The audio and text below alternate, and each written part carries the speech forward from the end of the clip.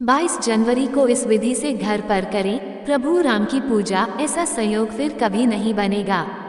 सनातन धर्म को मानने वालों के लिए 22 जनवरी 2024 का दिन खास होने जा रहा है। कई दशकों के इंतजार के बाद अयोध्या राम जन्मभूमि पर रामलला के भव्य मंदिर का निर्माण हो रहा है। 22 जनवरी को देश के प्रधानमंत्री नरेंद्र मोदी राम मंदिर के गर्भगृह में श्री राम की बाल स्वरूप मूर्ति की प्राण प्रतिष्ठा करेंगे। इस दिन देश का हर व्यक्ति अयोध्या जाना चाहता है और वहां होने वाले इस भव्य अनुष्ठान का फल लेना चाहता है, लेकिन यह संभव नहीं है कि सभी लोग वहां भगवान श्री राम की पूजा कर पाएं। ऐसे में हम आपको घर पर श्री राम की पूजा विधि की जानकारी दे रहे हैं। इस पूजा विधि से आप घर पर ही अयोध्या जाने जितना फल प्राप्त कर सकते हैं।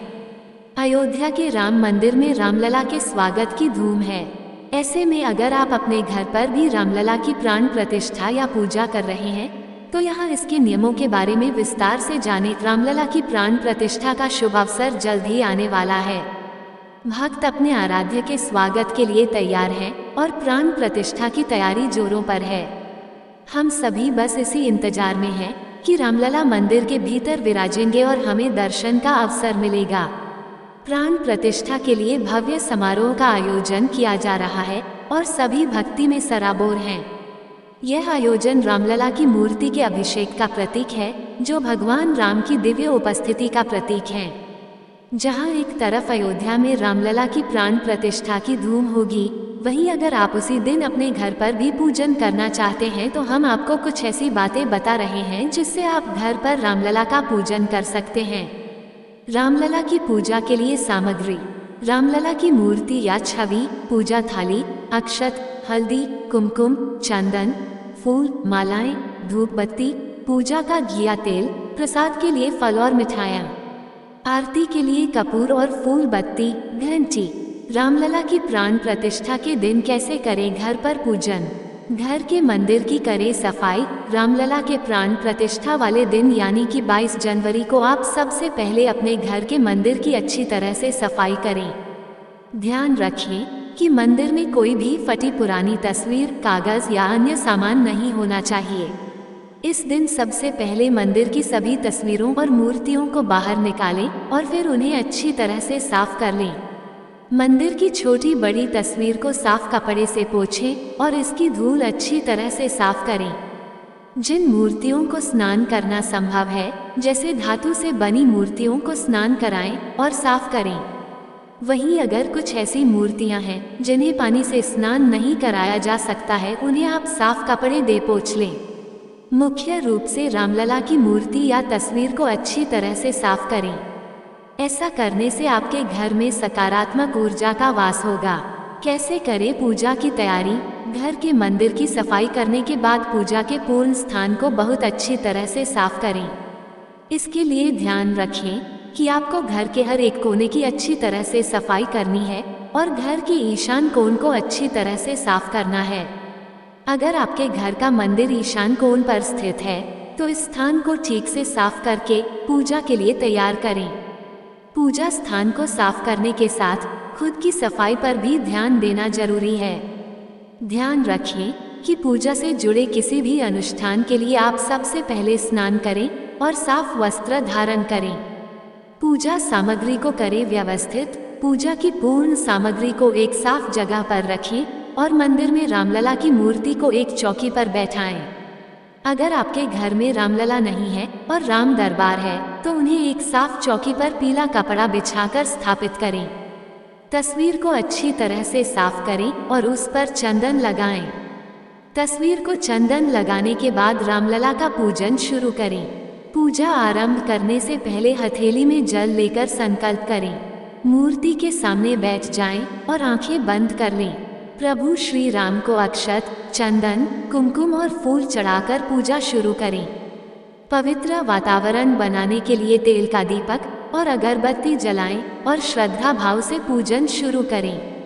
घर पर करें नई मूर्ति की प्राण प्रतिष्ठा। यदि आपके घर में रामलला की मूर्ति नहीं है तो आप 22 जनवरी के शुभ अवसर पर नई मूर्ति घर लाएं और अभिजीत मुहूर्त में रामलला की प्रतिष्ठा घर के मंदिर में करें। ये समय नई मूर्ति की प्राण प्रतिष्ठा के लिए सबसे शुभ है, क्योंकि इसी समय अयोध्या के राम मंदिर में भी राम जी की प्राण प्रतिष्ठा होने वाली है। मूर्ति स्थापित करने के बाद मूर्ति में दिव्य उपस्थिति को आमंत्रित करने वाले मंत्र विधि पूर्वक पढ़ें। कैसे करें मूर्ति का अभिषेक? यदि आपके घर में रामलला की मूर्ति है तो सबसे पहले उस मूर्ति का जलाभिषेक करें और पंचामृत से स्नान कराएं। इसके बाद एक बार फिर मूर्ति को जल से स्नान कराएं। मूर्ति के सामने घी का दीपक प्रज्वलित करें और प्रभु श्री राम की आरती करें।